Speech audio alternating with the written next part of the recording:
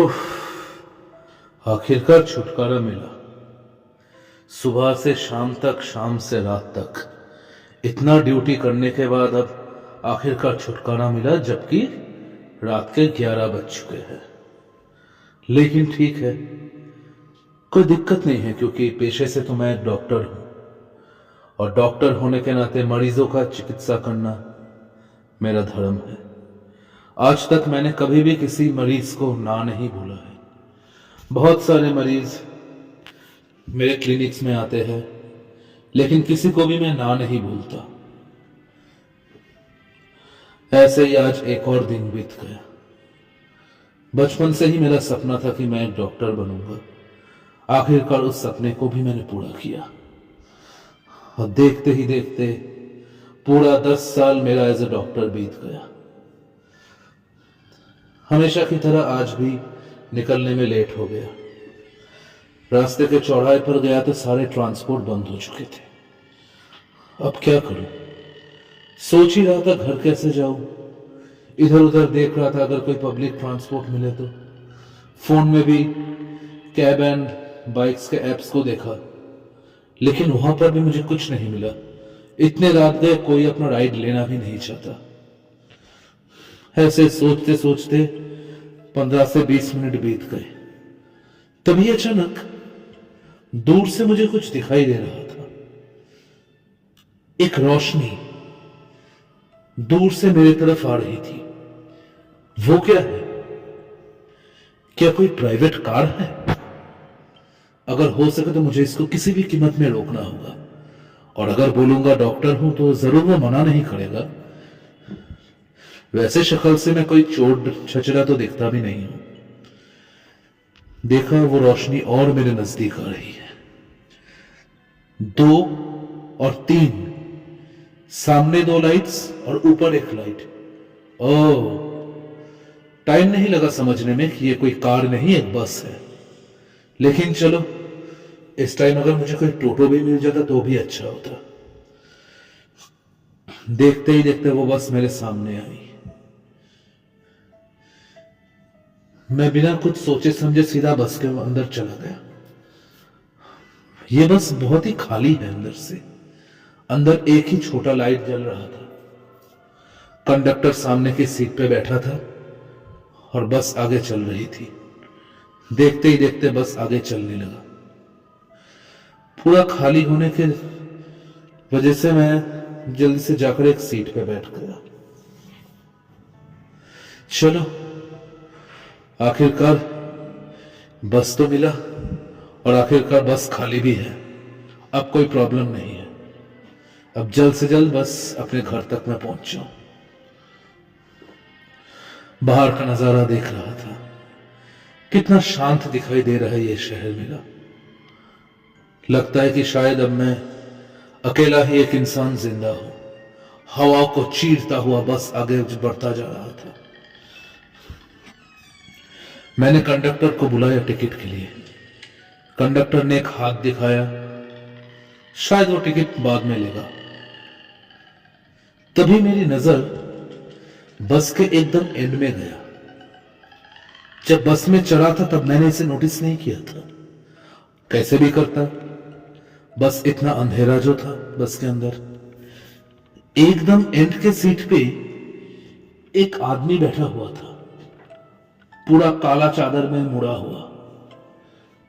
लग रहा था कि जैसे सो रहा है। अब मुझे थोड़ा डर सा लगने लगा। पता नहीं कोई चोर डाकू अगर हुआ तो। लेकिन दिल में हिम्मत रख के मैं अपने सीट में बैठा रहा और बाहर की तरफ देख रहा था। बस जल्द से जल्द मेरा स्टॉप आ जाए और मैं उतर जाऊं। ऐसे ही कब मेरा आंख लग गया मुझे पता नहीं चला। जब मेरी आंख खुली तब मैंने घड़ी की तरफ देखा कि अरे बाप रे, 1 घंटा बीत चुका है। लेकिन मैं अभी तक अपने स्टॉपेज तक पहुंचा क्यों नहीं? मेरे क्लिनिक से इधर आने में तो 1 घंटे से कम वक्त ही लगता है। तो अभी तक मैं पहुंचा कि नहीं? रास्ता भी उतना जैम तो कुछ है नहीं इतने रात को, लेकिन बस तो बहुत तेजी से आगे बढ़ता जा रहा है। हे कंडक्टर, ओ कंडक्टर भैया, क्या हुआ? अभी तक मेरा स्टॉप क्यों नहीं आया? कंडक्टर चुप रहा। ओ कंडक्टर भैया, मुदाली चौक कब तक आएगा? मैं आपसे बार बार बोल रहा था कि आप मुझसे टिकट ले लीजिए, लेकिन आप तब भी नहीं आए। तब वो कंडक्टर खांसते खांसते बोला, आपके स्टॉपेज तक रास्ते का काम चल रहा है, हमको घूम कर जाना पड़ेगा। वक्त आने पर आपको बोलना नहीं पड़ेगा। हो चलो तब ठीक है। फिर से बाहर का नजारा देखने लगा। मेरा जाना हुआ शहर रात के वक्त पे कितना सुंदर लग रहा है, लेकिन रात बहुत हो चुका। अपने घड़ी की तरफ देखा तो ऑलमोस्ट 12:30 बज चुके थे। रात के 1 बजने को है। इस टाइम पे मैं सोच रहा था कि कोई पब्लिक ट्रांसपोर्ट तो मिलता नहीं है। शायद मेरा किस्मत बहुत अच्छा है कि मुझे ये बस मिल गया, लेकिन ये बस इतना खाली खाली है, थोड़ा अजीब मुझे लग रहा था। अगर 2-3 पैसेंजर्स भी एटलीस्ट साथ होते तो क्या होता। अचानक मैंने अपने बगल में देखा एक आवाज, कौन है, कौन है? तो क्या होता। मेरे बगल में मैंने देखा कि वो काले लबेदे में लिपटा हुआ वो आदमी मेरे बगल में आकर बैठा है। देखिए, आप यहां पे क्या कर रहे हैं? आप तो पीछे के सीट में बैठे थे ना, और क्या बोल रहे हैं आप मुझे? अगर इस बस पे और भी कुछ यात्री होते तो क्या होता डॉक्टर साहब? अजीब है, मैं अपने दिल में क्या सोच रहा हूं इस इंसान को कैसे पता चला? और मैं डॉक्टर हूं, भला इसको पता कैसे चल गया? नहीं, आपने सही सोचा, लेकिन मैं डॉक्टर हूं ये आपको किसने बोला? कहीं नहीं, आप फिक्र मत कीजिए। आपके बैग में मैंने डॉक्टर का वो निशान देखा था, इसीलिए सोचा कि शायद आप डॉक्टर हो सकते हैं। हो, तो ये बात है। हाँ, मैं डॉक्टर हूं। आज क्लिनिक में मुझे थोड़ा ज्यादा ही टाइम लग गया, इससे लौटने में लेट हो गया, लेकिन किस्मत से ये बस मुझे मिल गया। हाँ, कंडक्टर ने कहा कि आगे का रास्ता खराब है, तो ठीक है, अब शायद जल्दी ही मैं अपने घर पहुंच जाऊंगा। लेकिन आप मेरे बगल में ऐसे बैठकर क्यों खड़े हुए हैं? आप तो पीछे बैठे थे ना? बंदिश तो बाकियों के लिए होते हैं, मेरे लिए कोई बंदिश नहीं। क्या क्या अनाप शनाप बके जा रहे हैं? और आपका मतलब क्या है? घबराइए मत, घबराइए मत, लेकिन मुझे डॉक्टरों से बहुत नफरत है। मैं देख नहीं पाता डॉक्टरों को, नफरत करता हूं मैं डॉक्टरों से। क्या आप डॉक्टरों से नफरत करते हैं? लेकिन क्यों? आपको पता है डॉक्टर कितने मेहनती होते हैं, कितना पुण्य का काम वो करते हैं इंसानों की जान बचाकर। डॉक्टर को सब लोग दूसरा भगवान कहते हैं और आप उन लोगों से नफरत करते हैं। आज अगर आपके घर में कुछ होगा तो आप किसके पास जाएंगे? अगर घर में कोई बीमार हो जाए तो आपको डॉक्टर के पास ही जाना होगा, और मैं उन्हीं डॉक्टरों में से एक हूं। तो आप मेरे पेशे को लेकर ऐसा नहीं बोल सकते। डॉक्टर मेरी जिंदगी है, लोगों का इलाज करना मेरी जिंदगी है, और आप उस चीज को लेकर अपमान नहीं कर सकते।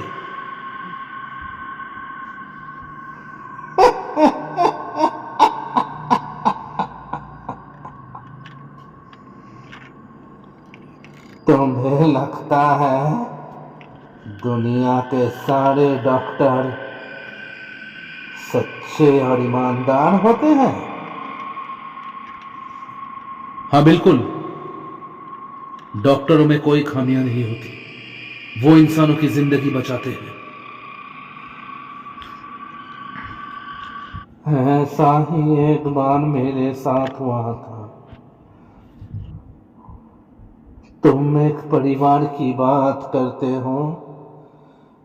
आज एक डॉक्टर के वजह से ही मेरा परिवार नहीं है। जब मुझे इलाज की जरूरत थी, मेरे माँ को, मेरे छोटे भाई को जब सबसे ज्यादा इलाज की जरूरत थी, तब वो डॉक्टर नहीं आया था, और बिना इलाज के मैंने सब कुछ खो दिया मैंने सब कुछ। क्या? बिना इलाज के? किसने किया तुम्हारे साथ? कौन था वो डॉक्टर?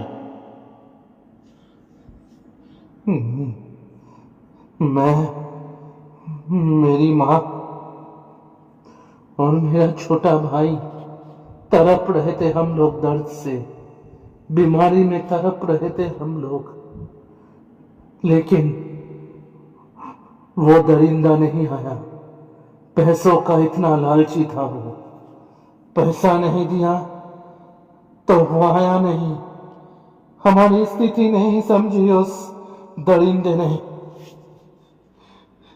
हमें मरने के लिए छोड़ दिया।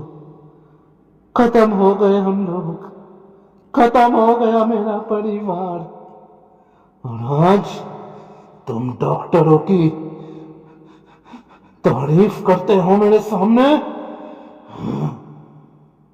मैं देख रहा था कि इंसान फूल रहा था, मानो कि बहुत सालों की जमाई हुई नफरत अब बाहर आ रही है।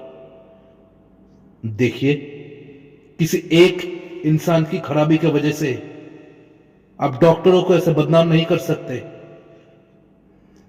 एक खराब डॉक्टर अगर हुआ भी दुनिया में, तो इसका यह मतलब तो नहीं दुनिया के सारे डॉक्टर खराब हो जाएंगे। यह सुनकर वो फिर से चुप हो गया। तब मैंने अपने घड़ी की तरफ फिर देखा। अरे ये क्या, बात करते करते और 1 घंटा पूरा होने को है, लेकिन मेरा स्टॉप नहीं आया अभी तक। मैं उठकर कंडक्टर को कुछ बोलने जाने ही वाला था, तभी अचानक उस शख्स ने मेरा हाथ पकड़ लिया। हे, क्या हो रहा है ये? तुमने मेरा हाथ क्यों पकड़ा? क्या हो?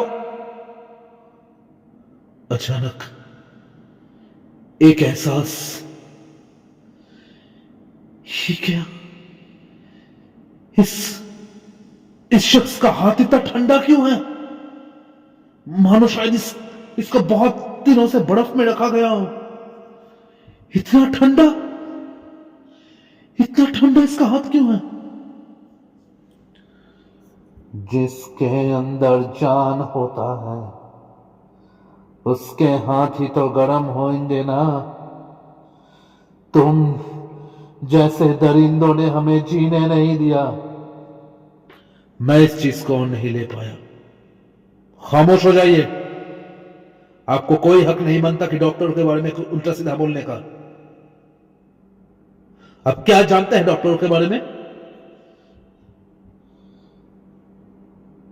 अच्छा, अगर डॉक्टर इतने ही पुण्य का काम करते हैं तो मेरे साथ वो नाइंसाफी तुमने क्यों की थी? मैंने मैंने मतलब? देखते ही देखते वो काला लबेदा उसके शरीर से हट गया।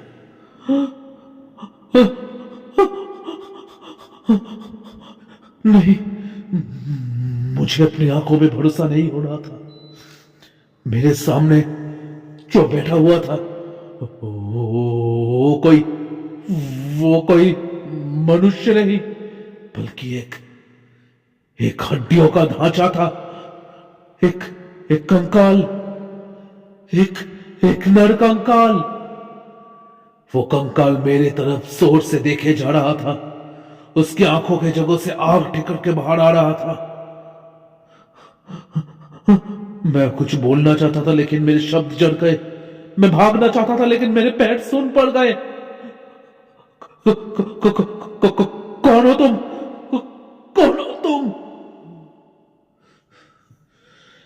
याद कर दरिंदे, आज से 6 महीने पहले की बात। राय चौक पे 3 गरीबों की मौत। कुछ याद आ रहा है? मेरी और मेरी परिवार की दशा आज सिर्फ तेरे वजह से हुआ है, सिर्फ तेरे वजह से। अचानक मानो मैं समय में पीछे चलता जा रहा था। याद आया जिंदगी का एक खोया हुआ पन्ना जिसको मैं पूरी तरीके से भुला चुका था। मेरे सामने एक याद के जैसे वो पन्ना फिर आ गया। हाँ, मेरे राय चौक का क्लिनिक। एक गरीब बच्चा एक बार आया था मुझसे इलाज मांगने के लिए, लेकिन सिर्फ कुछ पैसों के लिए। उनके पास इलाज के पैसे नहीं थे। तब एज अ डॉक्टर मेरा बहुत नाम हुआ था। उस नाम को बरकरार रखने के लिए और पैसों की थोड़ी सी बहकावे में और लालच में मैंने उसको इलाज करने से मना कर दिया था। बाद में खबर आया था कि वो तीनों बिना इलाज के मर चुके हैं, जिसमें एक औरत, एक लड़का और उसका छोटा भाई था। मैं इस हादसे को भुला चुका था, लेकिन मेरे कर्म इतने पापनाशक थे कि इतने पापों से भरे हुए थे कि वो एक बार आईने की तरफ फिर मेरे सामने आ गए। मेरे सामने मेरा मौत बैठा हुआ था। जो तुमने मेरे साथ और मेरे परिवार के साथ किया था, उसका फल तुझे भुगतना ही पड़ेगा। अपने दोनों हाथों से मेरे गले को पकड़ लिया और मेरे गले को जोर से पकड़ लिया। मैं सांस नहीं ले पा रहा हूं, मैं सांस नहीं ले पा रहा था, लेकिन मानो मेरे अंदर से एक बोझ कम हो गया। हां, गर्व था मुझे जिंदगी में कि मैंने डॉक्टर बन के, चिकित्सक बन के मैंने कभी कोई अन्याय नहीं किया था। लेकिन जिंदगी के एक पन्ने को जिसे मैं एकदम भुला चुका था, आज फिर से उसकी याद आ गई। एक ही तो पाप मैंने जिंदगी में किया था, अपने धर्म को नहीं निभाया था, जिसके वजह से 3 मासूम जान चले गए। आज उसका प्रायश्चित मैं कर रहा हूं, लेकिन मैं कुछ कहना चाहता हूं। मैं कुछ कहना चाहता हूं। कहने के लिए अब कुछ बाकी नहीं रहा दरिंदे। तुझे आज मौत के घाट उतार ही देंगे हम लोग। मैंने देखा वो बस और तेजी से चलता जा रहा था। अब मानो वो हवा से बातें कर रहा था। देखते ही देखते वो कंडक्टर और वो ड्राइवर गायब हो गए। मैं समझ गया था कि मैं प्रेतों के चंगुल में फंस चुका हूं और शायद आज मेरा आखिरी दिन है। देखो, मैं जानता हूं कि मुझसे कितना बड़ा पाप हुआ था। अगर तुम चाहो तो मुझे अपने साथ ले जा सकते हो, मुझे मेरी मृत्यु दे सकते हो, लेकिन मेरे घर पे भी एक बेटी है, मेरी एक बीवी है। मेरी बेटी मेरी राह देख रही है। तुम भी तो एक मां के बेटे हो। मेरी बेटी पे रहम खाओ, उन्हें कुछ मत करो। अगर तुम चाहो तो तुम मुझे मार दो, लेकिन मेरी बेटी और मेरी बीवी को छोड़ दो। उनका कोई कसूर नहीं है, जो कसूर मेरा है।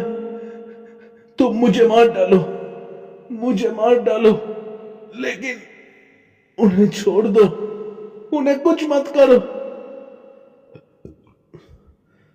मेरा ये बात खत्म होने पर ही वो कंकाल का हाथ धीरे धीरे अपने जगह में वापस आ गया।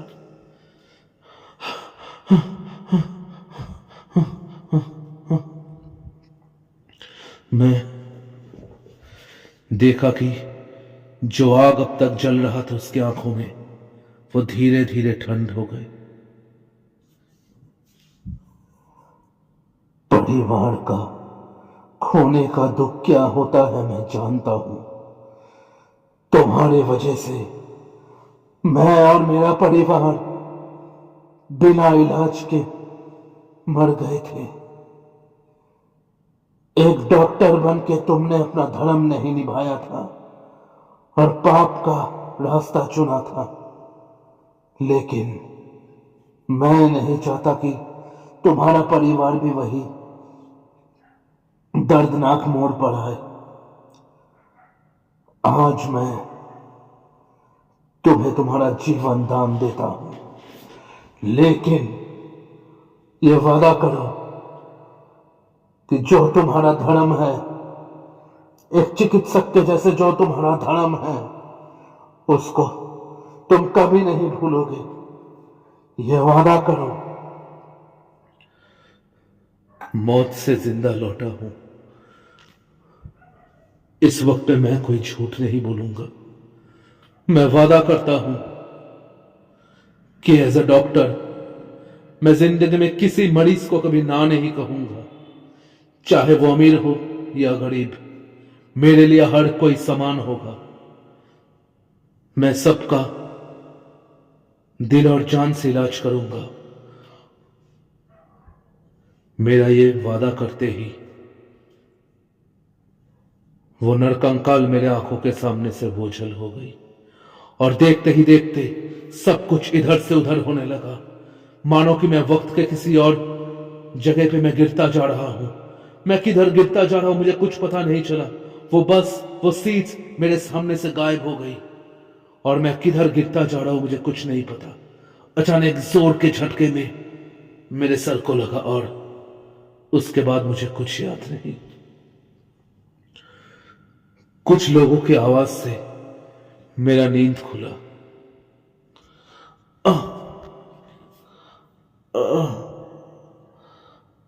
मैं कहां हूं? मैं कहां हूं? होश आने के बाद मुझे पता चला कि मैं रास्ते में ही चलते चलते इधर ठोकर खाकर गिर गया था, और इधर बेहोश हो गया था रास्ते में ही। ये रास्ता तो मेरे घर की तरफ ही जाता है, लेकिन कल रात का